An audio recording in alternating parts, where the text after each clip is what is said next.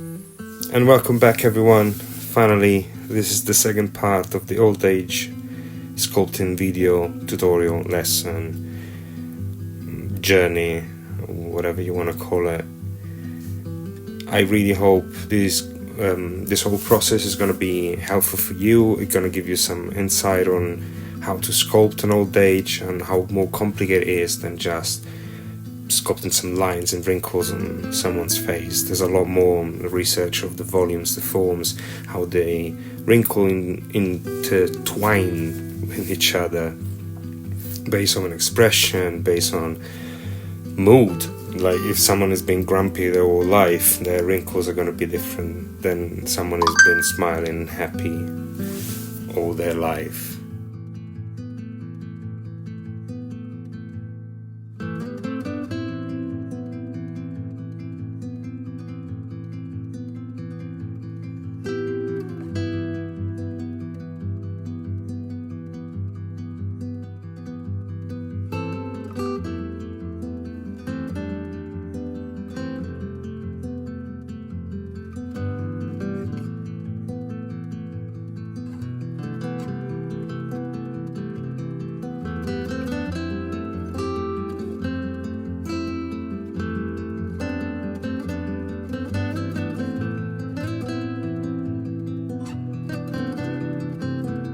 Especially at the beginning of my career into prosthetics, I always struggled to understand in the old age how the wrinkles was going to overlap and crisscross each other and how they made sense. How is it possible? You look at someone and it works for them, but when you have to sculpt it, you have to understand the logic behind the anatomy, the gravity, the volumes, how gravity affects every part of your skin based on expressions in your face, like regular expressions based on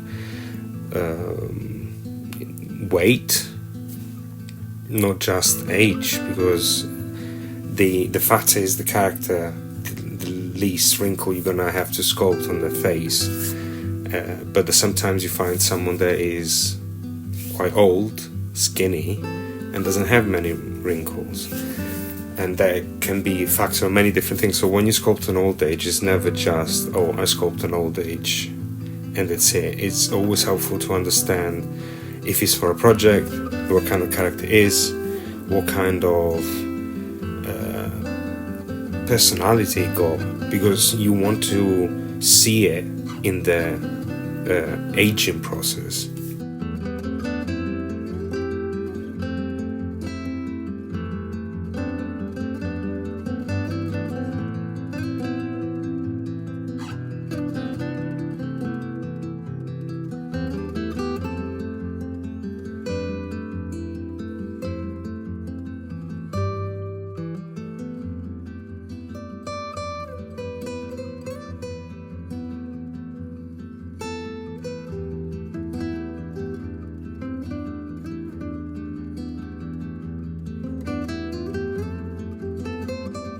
Especially at the beginning, you really need to take your time. You really need to understand why and where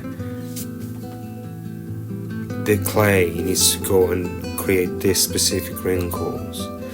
Like, for example, on the side of the mouth, we had this almost bulldog kind of shape of wrinkles.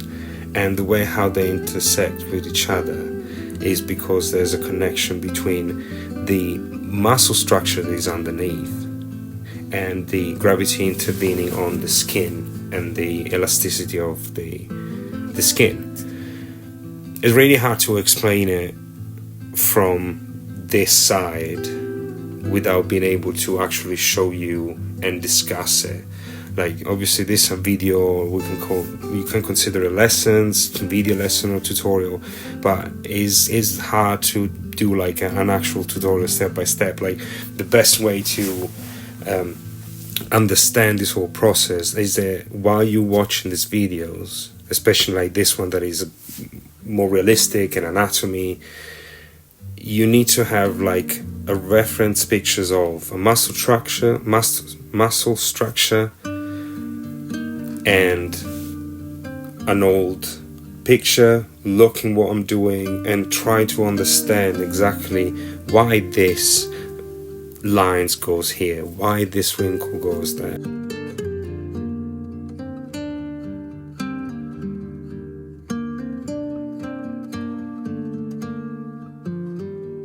Something helpful when you sculpt, to understand a little bit of the movement of your skin and the muscles and how they tense and what they do on your face or how they move.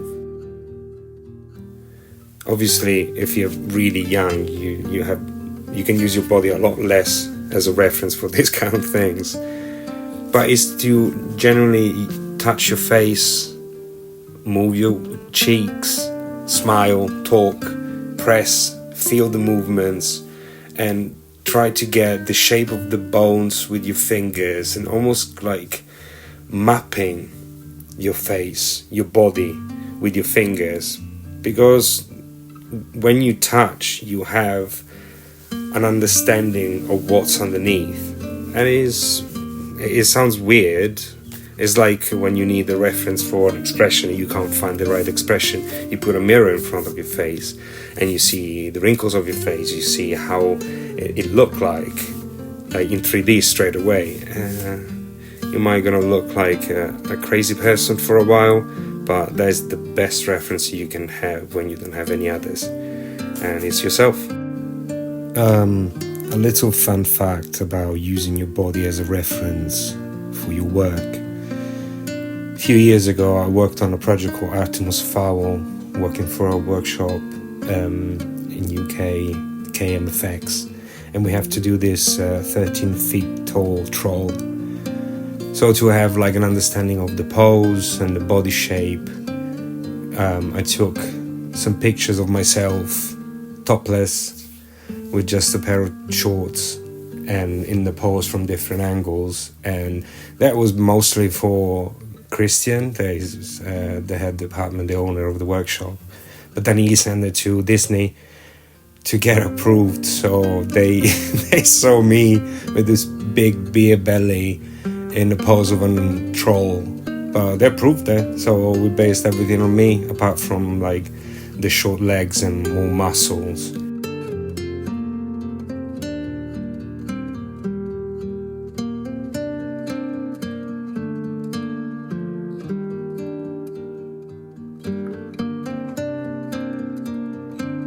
You see, sometimes I use a piece of clay to get rid of all the bits that comes out from the sculpting process. That is literally just the monster clay that is really hot. Well, not really hot, it's still very warm and it's very, very soft. And I roll it on top because it doesn't affect the sculpt, but it helped me to pick up all the bits and have a clean sculpt to work on.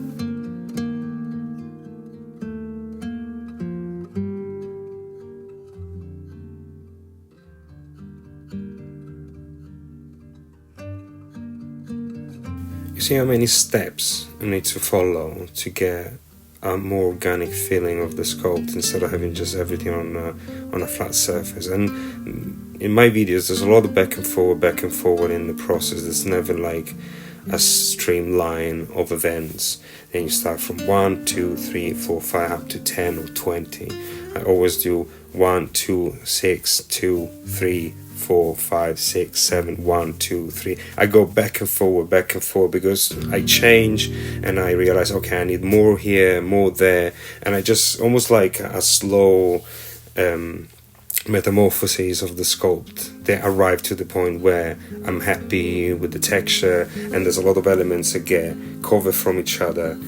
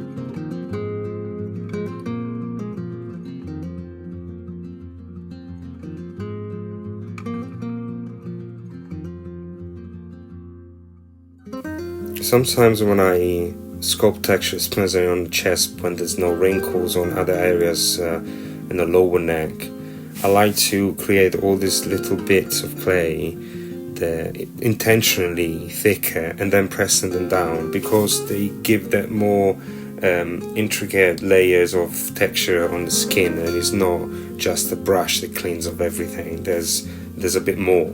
There's a layer, I don't know, like a layer of, I always knew that there were like little spots of fat that they create on the skin, or maybe they can become some raised moles and stuff like that, but you have something that breaks the surface and it's not perfectly smooth.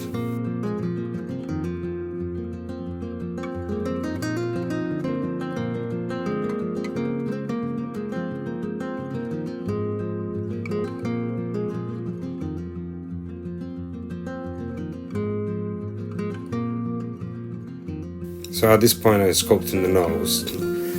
I didn't sculpt initially because I wasn't sure that I was gonna get a nose cone.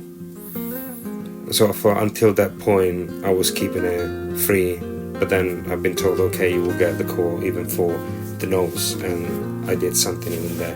It needs to be quite subtle, you can't go too much, even though when you age, your nose and your ears keep growing, so they become kind of bigger.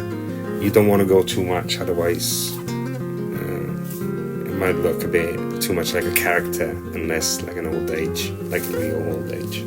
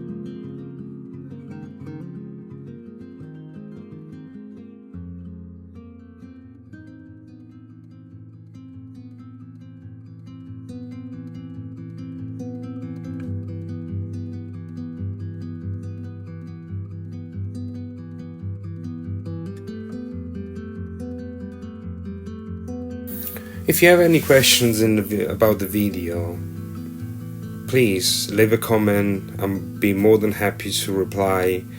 I always check the notification when they go through. Any information that you want, I'll be more than happy to answer all your questions.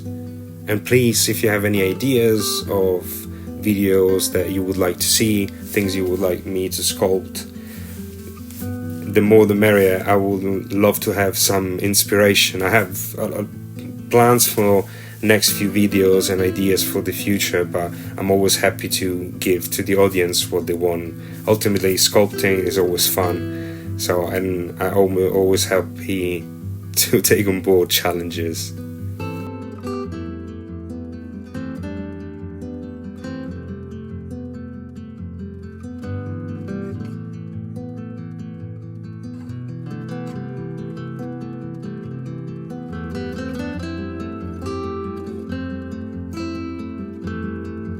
When you sculpt a prosthetic for the part of the nose, always keep in mind that the nostril is not just a hole. The outside area of the nostril always, or mostly, usually, goes out towards the lip, where the part of the septum goes in towards the inside of the nostril. So it's not just the ring, and there's a little indentation just close to the corner of the nostril and the septum area.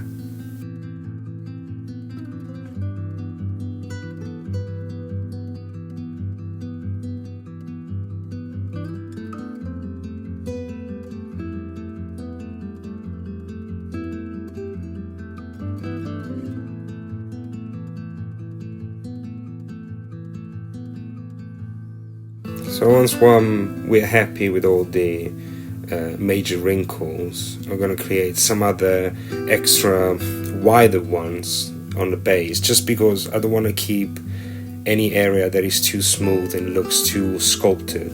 So I always break it down a little bit with a sculpting tool that just doesn't go too deep. It gets kind of wide and faded, but there is, if you picture like a situation where the light catches this prosthetic in a certain way, it's not going to look perfectly smooth, but there's indentation here and there. It makes it more realistic ultimately. And after that, I'll start with all the textures and all the last touches. Here I'm going over the eye bags because I realized they're a little bit too thin in there, especially on the side area, and I start to feel like, okay, it needs a bit more.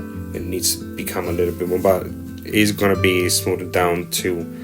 There's a lot of back and forward. The more I watch my videos, the more I'm learning the way how I'm working. Because when you're sculpting, you're in the artistic moment during that process. You don't really think of what you're doing. Like, at least I don't really think. I just go for it, follow the flow, try to get it done as fast as possible.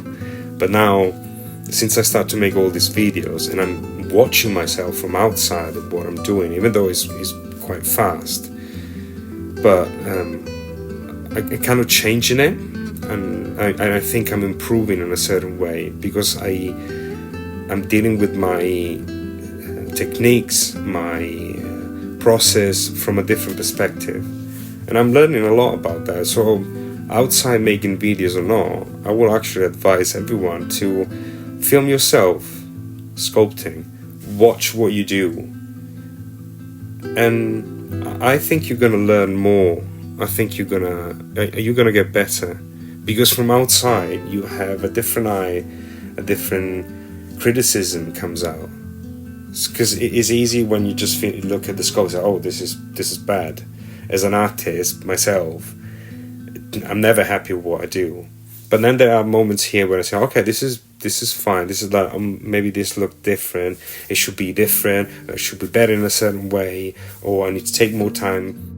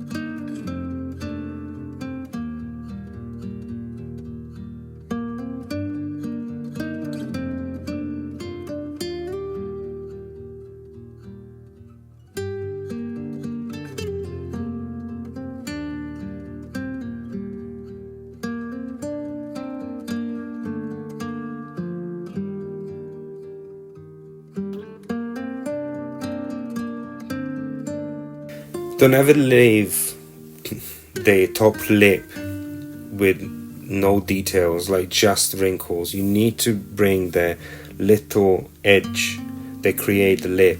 You can make a little bit asymmetrical, maybe one part is a bit more pulled than another, quite thin, wrinkles that cut it through, because the old age is not just a wrinkle of that, and if you leave the original lip, you can tell that the person underneath is younger. So you need to go on top of the edge, and let's say if you divide the lip in 3 parts, like a third of it at least need to be covered by a prosthetic, because the inside it might be, but obviously it depends on the size of the lips. If the lips are really big, it's going to be a bit more tricky to make it look older.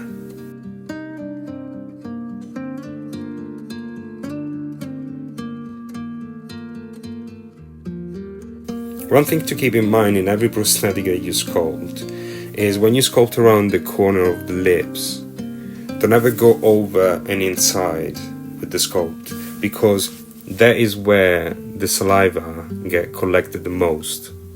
It's not on the front. Even though you use your tongue to lick your lips, you can always be doing it with being careful, you know.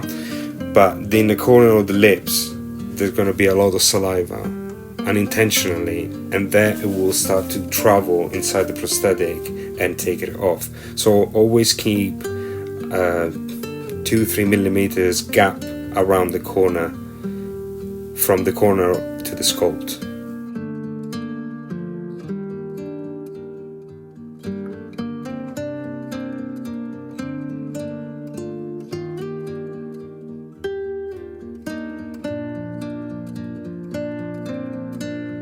You will notice that this eye bag is not perfectly symmetrical to the other one. Don't ever sculpt symmetrical eye bags. Don't go too crazy into the asymmetry, even though sometimes you can find people that has very asymmetrical eye bags. Sometimes there's people that has just one eye bag that is very prominent and the other one is quite smoother. But ultimately, don't try to achieve perfection in the symmetry, even in the wrinkles in the cheeks, because we do tend to smile more with one side than another. We don't always smile in the same way how we squint our eyes under the sun, because we're trying to see, and so we keep an eye more open than the other. So don't worry about asymmetry, just make it in a way that it tells something about your character.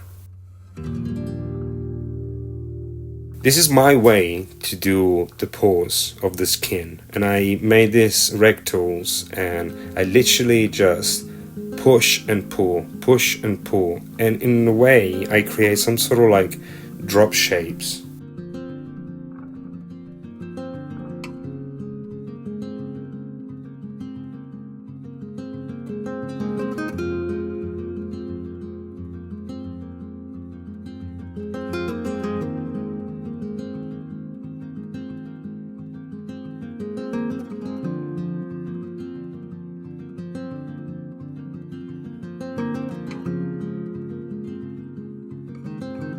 So we reached the end of the video. This is the last final touches. I want to thank you everyone for watching this little journey into old age makeup.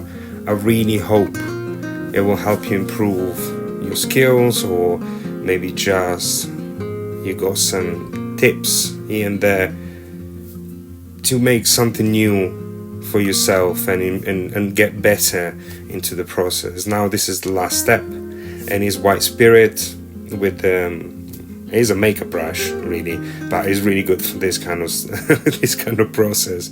And once again I just brush it on, stipple a lot until I create another layer that when it dries out it gives a bit more vibrant, maybe more articulated skin texture, a little bit of spattering, and it's all done.